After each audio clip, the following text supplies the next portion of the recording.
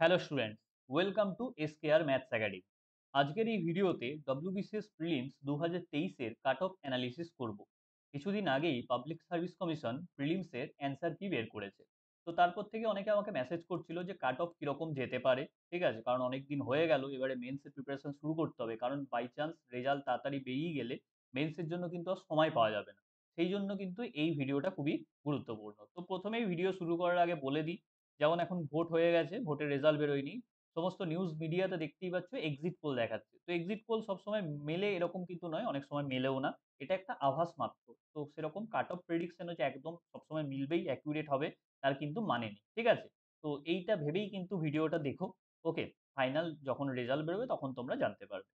তো যাই হোক, এই কাট অফ কিন্তু বলার আগে আমি তোমাদের দুটো জিনিস বলবো। ঠিক আছে? এই দুটো ভ্যারিয়েবল যদি ঠিক থাকে তবেই কিন্তু কাট অফ এর প্রেডিকশনটা ঠিক হতে পারে। একটা হচ্ছে কোশ্চেনের টাফনেস, কোশ্চেন কিরকম হয়েছিল, সহজ, মডারেট নাকি কঠিন, এই ব্যাপারটা। আর ২ নম্বর হচ্ছে কত স্টুডেন্টকে তোমার মেন্সের জন্য ডাকছে পিএস। ঠিক আছে? তো কোশ্চেনটাকে অ্যানালাইজ করে আমি যেটুকু বুঝেছি যে বিগত ৪ থেকে ৫ বছরের মধ্যে এইবারের কোশ্চেনটা কিন্তু সবথেকে টাফ হয়েছিল। তার কয়েকটা কারণ আছে। কোশ্চেনটা একটু অ্যানালিটিক্যাল ছিল এবং প্রিভিয়াস ইয়ার থেকে খুব একটা আসেনি, অর্থাৎ রিপিটেশন কম ছিল এইবারে কোশ্চেনে। ঠিক আছে? এটা একটা ব্যাপার। আরেকটা ব্যাপার হচ্ছে যে তোমার কত স্টুডেন্টকে মেন্সের জন্য কোয়ালিফাই করাবে। ট্রেন্ডে দেখা যাচ্ছে বিগত ৪-৫ বছরে ৪,৫০০ থেকে ৫,০০০ স্টুডেন্টকে মেন্সের জন্য পিএসসি কোয়ালিফাই করায়। তো আমি ধরেই নিচ্ছি এবারেও কিন্তু এই জিনিসটা আনচেঞ্জ থাকবে, অর্থাৎ ৪,৫০০ থেকে ৫,০০০ স্টুডেন্টকেই ডাকবে। এটা কিন্তু কম বেশি হয়ে গেলে কাট অফ কিন্তু মিলবে না। এটা আমি বলে দিচ্ছি এখন থেকে। ঠিক আছে? আর কোশ্চেনের টাফনেসটা আমি নিজেও এনালাইজ করেছি এবং আমার কিছু স্টুডেন্টদের সঙ্গে কথা বলে এটা একটা মোটামুটি জায়গায় পৌঁছেছি। ওকে? তো আমার যেটুকু মনে হয় জেনারেলের কাট অফ বলছি। জেনারেল ক্যাটেগরির ক্ষেত্রে কাট অফ ১০৮ যেতে পারে প্লাস মাইনাস ৫। ঠিক আছে? প্লাস মাইনাস ৫ টা ধরতেই হবে, কারণ এক্সাক্ট বলা সম্ভব নয়। অর্থাৎ ১০৩ থেকে ১১৩ র মধ্যে কিন্তু কাট অফ যাওয়ার সম্ভাবনা আছে। ঠিক আছে? তো এরপরে ফাইনাল হচ্ছে যে যখন রেজাল্ট বেরোবে তখন মিলিয়ে দেখতে হবে যে কতটা কি মিলল। ঠিক আছে? এটা আমি অনেকজনের সঙ্গে কথা বলে তাদের অ্যান্সার কি মিলিয়ে যেটুকু আভাস পেয়েছি সেটুকুই মাত্র বললাম। ওকে? এবং অন্যান্য ক্যাটেগরি গুলো এর থেকে আস্তে, আস্তে কমতে, কমতে যাবে। যেমন ওবিসির কাছাকাছিই হয়। ঠিক আছে? তারপরে এসসি এর একটু কম, এসটিদের আরেকটু কম। এইভাবে চলতে থাকবে। সেগুলো আমি আর বলছি না। মোট কথা হচ্ছে জেনারেল কাট অফ কিন্তু ১০৩ থেকে ১১৩ র মধ্যে আমি প্রেডিক্ট করছি। ওকে? এবার দেখা যাক যখন রেজাল্ট বেরোবে তখন কি হবে। এইবারে আমি একটা জিনিস বলি যে কারা মেন্সের প্রিপারেশন শুরু করবে। ঠিক আছে? আমার মতে যারা ৯৫ প্লাস হচ্ছে, ৯৫ প্লাস যদি হয় তাহলেই কিন্তু মেন্সের প্রিপারেশন শুরু করো। ঠিক আছে?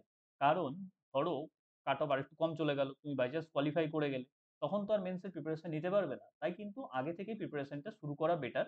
এমনিও অনেকটা সময় পেয়েছো। ঠিক আছে? পরীক্ষা হয়েছিল ডিসেম্বরে, হয়ে গেছে ৬ মাস। তো ৬ মাস অলরেডি সময় পেয়েছো। যারা ডব্লিউবিসিএস অ্যাকচুয়ালি ক্র্যাক করে তারা কিন্তু সারা বছরই পড়াশোনা করে। ঠিক ঠিক আছে?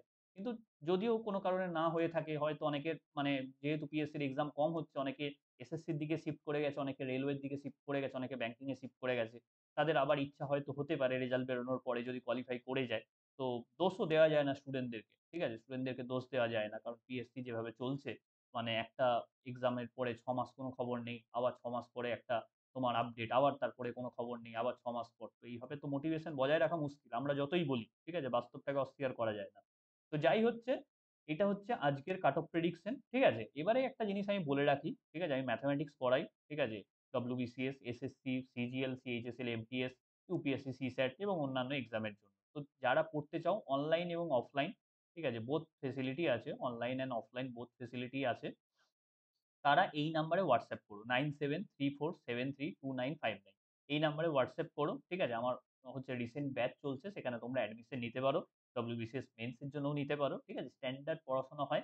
চ্যানেলে তো ভিডিও পাবেই। ঠিক আছে? এছাড়াও তোমরা যদি আরো কেউ ডেমো ভিডিও দেখতে চাও পেইড ক্লাসের, আমাকে মেসেজ করো। আমি পেইড ক্লাসের ডেমো ক্লাস দিয়ে দেবো। ওকে? তাহলে এই ছিল আজকের এই ভিডিওটা। ভালো লাগলে একটু বন্ধুদের সঙ্গে শেয়ার করে নাও। Thanks for watching.